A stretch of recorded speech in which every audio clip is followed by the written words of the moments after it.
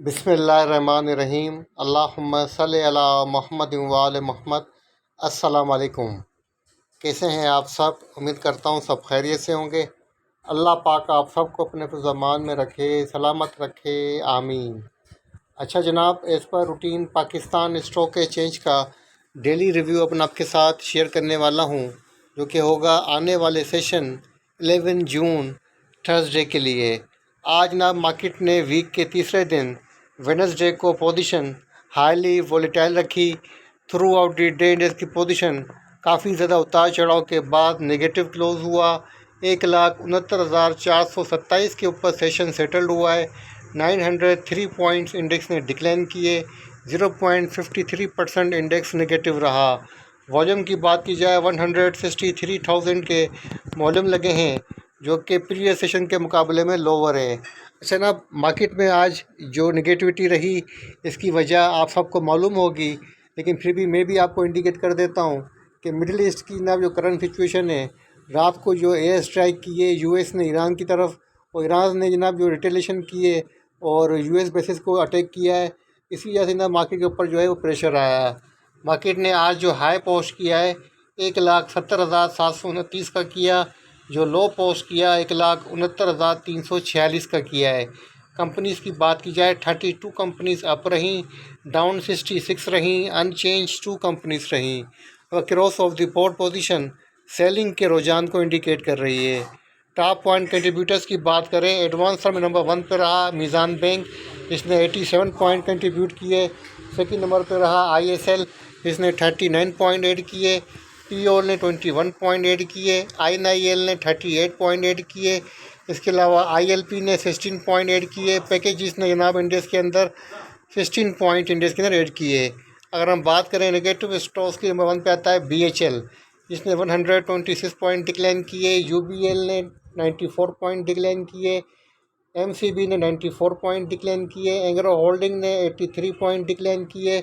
OGDC ने 66 point index में से डिक्लाइन किए। सेक्टर वाइज परफॉर्मेंस चेक की जाए ना, सबसे बुरी परफॉर्मेंस रही कमर्शियल बैंक सेक्टर की, इसने 406 पॉइंट डिक्लाइन किए। सेकंड नंबर पे रहा जनाब इन्वेस्टिंग बैंक्स, जिसने 107 पॉइंट डिक्लाइन किए। और इसके अलावा जनाब ऑयल एंड गैस ने 86 पॉइंट डिक्लाइन किए। टेक्नोलॉजी ने 83 पॉइंट डिक्लाइन किए। सीमेंट सेक्टर ने 72 पॉइंट्स इंडेक्स में से डिक्लाइन किए। अगर सेक्टर वाइज पॉजिटिविटी की बात की जाए, थोड़ा बहुत परफॉर्म किया है इंजीनियरिंग सेक्टर ने, इसने 58 पॉइंट ऐड किए। पेपर्स ने जनाब 10 पॉइंट इंडेक्स के अंदर ऐड करते हैं। टॉप 5 वॉल्यूम इंडेक्स स्टॉक की, नंबर 1 पे रहा टीपीएलपी, जो कि 11 रुपीज़ 42 पैसे के ऊपर क्लोज़ हुआ है। सेकंड नंबर पे रहा टीपीएल, जिसने 14 रुपीज़ 70 पैसे के ऊपर क्लोजिंग दी। थर्ड नंबर पे रहा टेली। फोर्थ नंबर पे रहा लोड्स। 5-6 नंबर पे रहा ओबॉय। टॉप 5 वॉल्यूम इंडेक्स स्टॉक के अंदर कोई भी स्टॉक नेगेटिव क्लोज नहीं हुआ। अब बात करते हैं ना टॉप 5 गेनर्स की। नंबर 1 पे रहा एफएफएलएम। थर्ड नंबर पे जेटीएम। सेकंड नंबर पे रहा, थर्ड नंबर पे बीपीएल।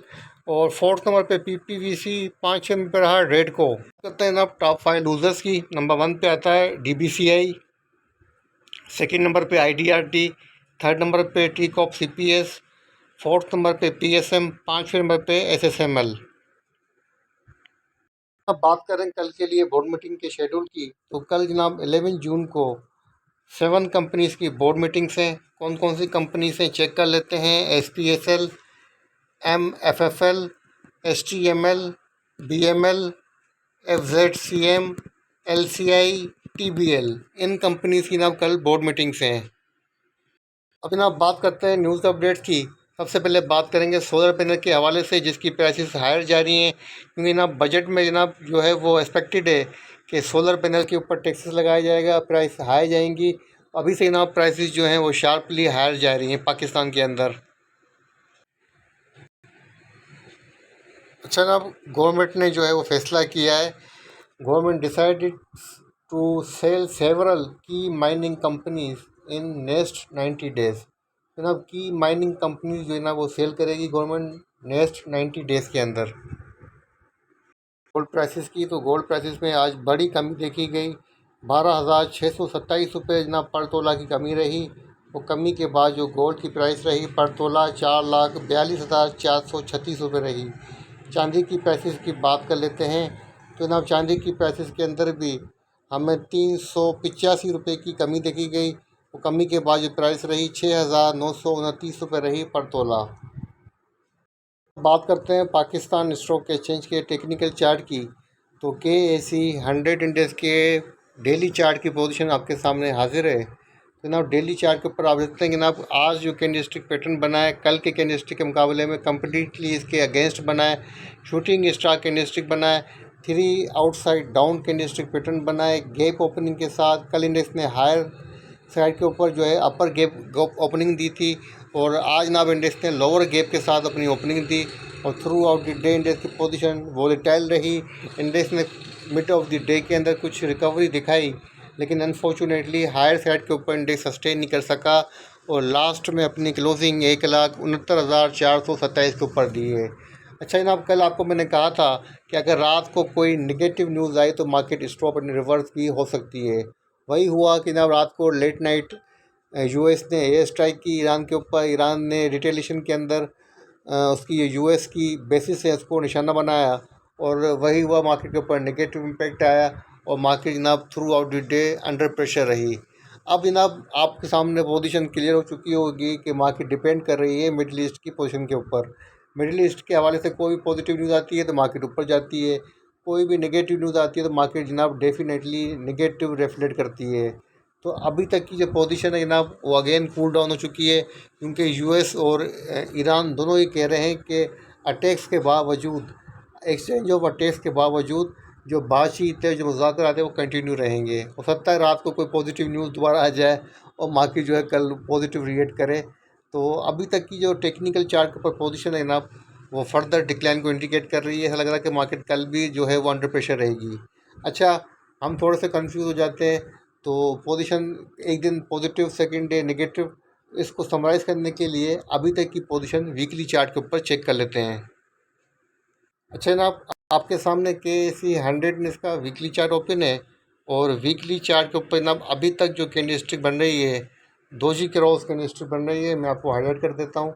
ये जो सर्कल के अंदर कैंडलस्टिक आपको नज़र आ रही है ये इस वीक की कैंडलस्टिक है, मतलब 3 दिन की जो ट्रेडिंग हुई है मंडे टू वेडनेसडे उसकी पोजीशन है, जो कि इस बात की इंडिकेशन दे दी कि जनाब के प्रीवियस वीक के अंदर जो सेलिंग थी यहाँ पर ख़त्म होती हुई नज़र आ रही है और यहाँ से ट्रेंड रीबाउंड हो सकता है।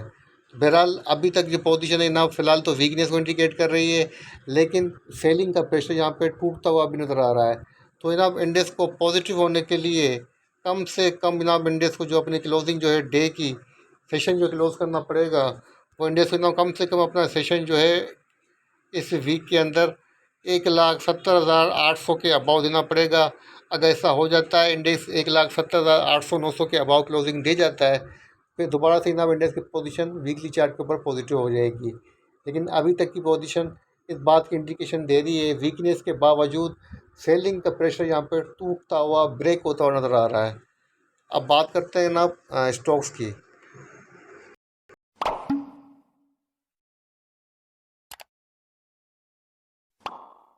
सबसे पहले बात करते हैं ज़ूमा रिसोर्सेज की, जिसका सिंबल है ज़ूमा।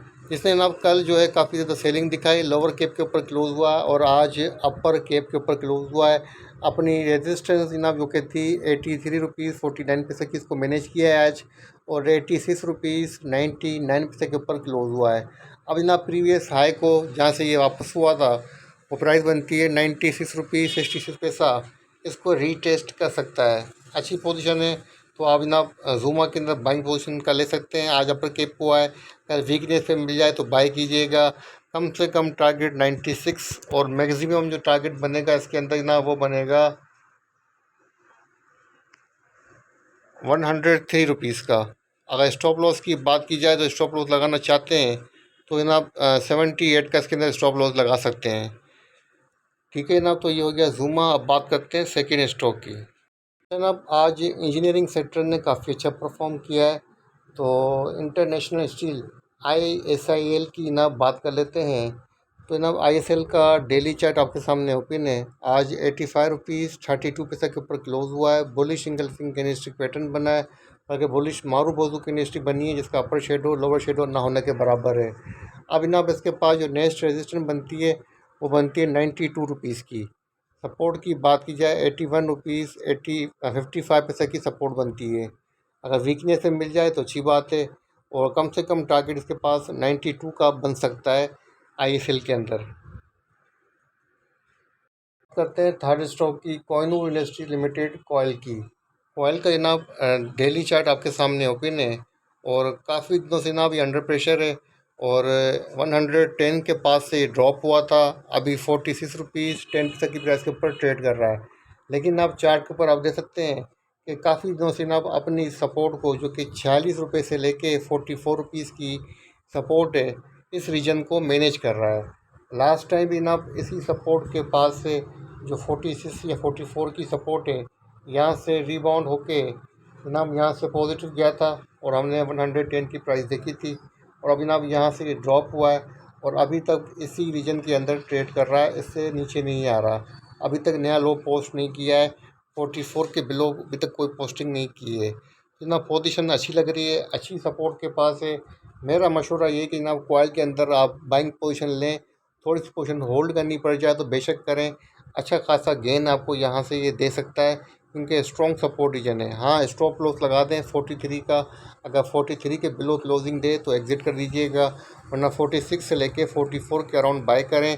आपके पास कम से कम जो टारगेट बनेगा 50 रुपीज़ का बनेगा, और जो मैक्सिमम बनेगा, मैं मैक्सिमम की बात मतलब ये कि स्विंग ट्रेड की बात हो रही है, 54 रुपीज़ का बनेगा। मतलब कम से कम आपको 20% तक का गेन ये स्टॉक दे सकता है 1 मंथ के अंदर।